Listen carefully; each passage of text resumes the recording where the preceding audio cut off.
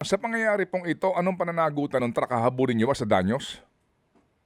Yes, sir. Actually, a day after the incident, meron na pong naka-file na case against po sa kanila. Yung driver at kasama po yung owner po ng truck. Okay, sige. So sa ngayon po sir, ito pong mismong lugar na ito, maayos na po? Lahat po ng lane na nadadaanan na? Opo, bagamat lahat po ng lanes ay napadaanan na po namin, umpisa po kahapon na madaling araw, meron pa rin po tayong nakalagay na tukod, ano po, yung shoring. Na manipis lang naman in between lanes po to, ano, na nakalagay naman, nalagyan naman ng mga cones para kitang-kita po. Kasi meron po tayong konting mga minor na finishing touches pa po ginagawa dito sa bridge during light volume po sa gabi. Pero as Opo. of now, nadadaanan po lahat yung lanes at maaring yung mga kinukumpuni pa pong konti matapos po mamayang gabi na. Opo. Yan pong Marilao Bridge na yan, kanino po yan? Provincial ho ba yan o national?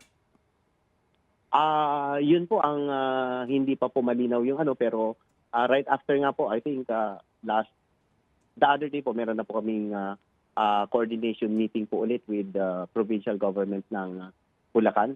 Pero definitely po hindi po ito sa pag-aari or under ng authority po ng NLEC po itong particular. Yeah. Hanggang ngayon po, hindi niyo pa alam kung yan ay provincial bridge ba yan o national bridge?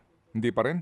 Opo, kasi ang road is provincial road po yun eh. So ang sinasabi nga dapat yung bridge sa provincial ano po. Pero doon sa usapan po namin talagang hindi daw po nila ina-account yung bridge na yan. So may moving forward naman po kami dito sa ano na gagawin para meron na pong aakot, meron magagawa at magano. Pero ang ano po ni NLEX, basta't meron pong problema yung bridge, kami agad-agad po namin gagawin. Kagaya po ito na bundol siya, kailangan paggawa po talaga ng NLEX para po sa safety at para po sa tuloy-tuloy na maayos na daloy ng traffic po after hurricane. Kaya ko natanong yan, Sir Robin, kasi baka naman daanan yung tulay ng overloaded na truck at biglang bumaksak yan.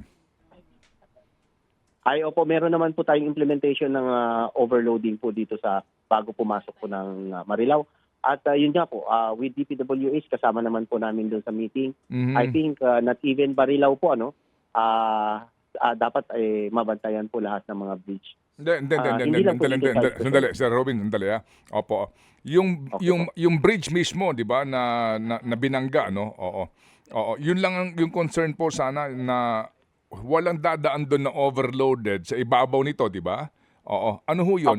Ano ang sinasabi ho ninyong ginawa na po ng inyong kausap para masiguro po na hindi dadaanan naman ng napakabigat na truck niyan, baka naman biglang bumaksak din yan?